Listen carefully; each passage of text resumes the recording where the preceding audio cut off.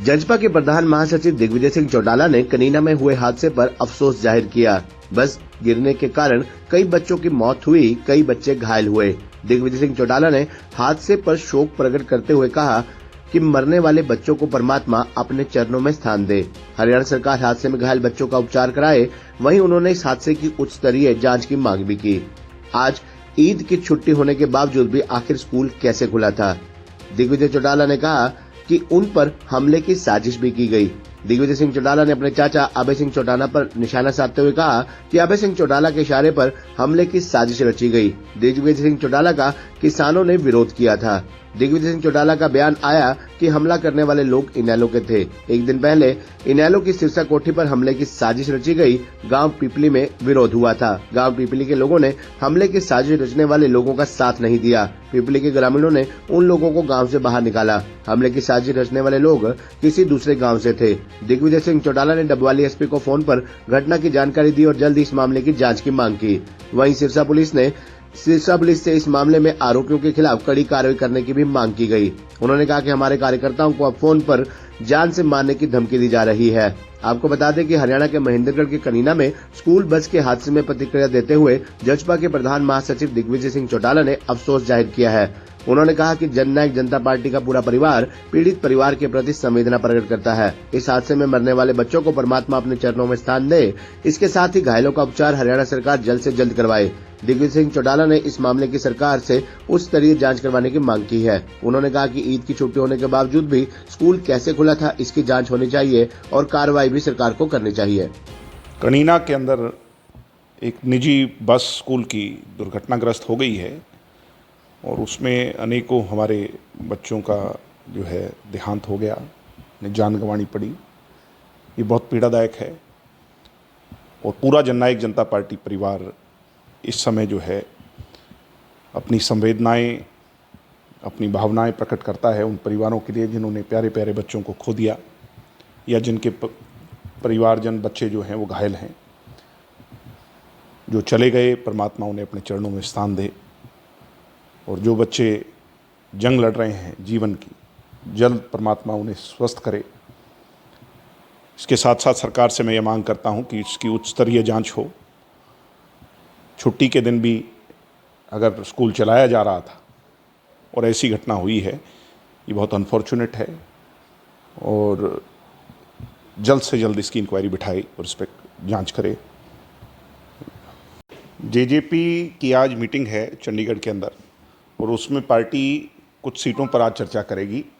अगले 1-2 दिन के अंदर पहली लिस्ट आना जो है उसकी उम्मीद है और जल्द हमारी लिस्ट आएगी और उसके बाद कॉन्स्टिट्यूएंसी वाइज कार्यक्रम बनेंगे। पार्टी के नेता फील्ड में जा करके, वैसे तो फील्ड में ऑलरेडी जा ही रहे हैं, मगर और अच्छी तरह फिर नाम अनाउंस होने के बाद, क्योंकि चुनाव चल पड़ता है और चुनाव की शुरुआत हो जाएगी। लगभग 1-1.25 महीना बचा है। हम पूरी तरह तैयार हैं। जेजेपी की फौज का एक एक कार्यकर्ता चौधरी देवीलाल जी की दिखाए रास्ते की शपथ लेकर के विजय श्री हासिल करना, अपने लोगों को, हरियाणा की सोच के लोगों को दिल्ली की पार्लियामेंट में भेजने के लिए संकल्पबद्ध है। कितनी सीटों पर जेजेपी चुनाव लड़ेगी? सभी 10 सीटों पर चुनाव लड़ेंगे। हो सकता है कि चंडीगढ़ की सीट पर भी हम चुनाव लड़ें, तो 11 सीटों पर चुनाव होंगे। दिग्विजय, जिस तरह से पार्टी के लोगों का जिस तरह से जा रहे हैं, विरोध हो रहा है, कल आपका भी विरोध हुआ, क्या कहेंगे? मेरा विरोध जो किया वो 3-4 लोगों ने किया। 3-4 लोग जो थे वो इंडियन नेशनल लोकदल पार्टी से संबंधित लोग थे। अभय सिंह चौटाला के इशारे पर मेरे पर एक बड़ा हमला कराने का कोशिश थी, इनकी प्रयास था और वो संभव इसलिए नहीं हो पाया, सक्सेसफुल इसलिए नहीं हो पाया क्योंकि गांव वालों ने उनका साथ नहीं दिया। वो कहने लगे कि हमारे गांव में मत आओ, तो गांव वाले अड़ के ये बात बोलने लगे कि तुम कौन होते हो हमारे गांव की पंचायत करने वाले। तो गांव वालों ने बाद में उनका हाथ पकड़ करके गांव से बाहर निकालने का काम किया। एक भी आदमी उस गांव का नहीं था जिस गांव के अंदर हम गए थे। ये बाहर से आए हुए लोग थे और ये पिछली रात को अभय सिंह चौटाला की कोठी पर इन लोगों ने मीटिंग कर करके उन लोगों को लोभ लालच दे करके मेरा विरोध कराने का प्रयास किया। वो विफल हुए, बुरी तरह विफल हुए, वो एक्सपोज हो गए और आज वो इतने फ्रस्ट्रेटेड हैं कि हमारे कार्यकर्ताओं को टेलीफोन कर करके जान से मारने तक की धमकी दे रहे हैं। वो लोग हैं जिन पर डकैती तक के आरोप हैं, चिट्टा बेचने तक के आरोप हैं, जिस तरह के कार्यकर्ता इंडियन नेशनल लोकदल में बचे हुए हैं उसी कल्चर के वो लोग हैं, और वो बहुत जल्द जो है उन पर सब पर कार्रवाई होगी। जिन लोगों ने भी हमारे कार्यकर्ताओं को कोई भी धमकी दी है वो सारी की सारी इन्वेस्टिगेशन जो है अब वो पुलिस को करनी पड़ेगी, और उन सब लोगों पर सख्त कार्रवाई होगी जो लोग हमारे लोगों को टेलीफोनिकली फ़ोन कर करके कल की घटना के बाद आज धमका रहे हैं, डरा रहे हैं, कल की फ्रस्ट्रेशन टेलीफोन्स पर निकाल रहे हैं। कोई शिकायत दर्ज करवाई अपनी? कार्यकर्ता शिकायत दर्ज कराएंगे, मेरे को कराने की जरूरत ही नहीं। जिसको धमकी आएगी, अगर आपके टेलीफोन पे धमकी आएगी, जान से मारने की धमकी आएगी, आपके गांव में आकर के आपका हश्र करने की धमकी आएगी, तो आप घर थोड़ी बैठे रहेंगे। किसको अपनी जान प्यारी नहीं? वो टेलीफोनिकली जो भी बातें सारी रिकॉर्डेड हैं वो सारी की सारी पुलिस के सामने हम रखेंगे और पुलिस को कार्रवाई करनी पड़ेगी। कौन है ये टेलीफोन पर धमकी देने वाला? एक मसीता गांव का लड़का है जिस पर डकैती का आरोप मैं बता रहा है, नशेड़ी है। इस पर बहुत सारे आरोप अन्य लगे हुए हैं। इसके साथ एक दो और लोग हैं जो डायरेक्ट इंडियन नेशनल लोकदल से जुड़े हुए हैं। ये आज टेलीफोनिकली सबको फ़ोन कर करके धमकाने का काम कर रहे हैं। ये वो लोग हैं जिन्होंने लाखों रुपए जो है चंदे के तौर पर डवाड़ी हलके के किसानों से इकट्ठा किया।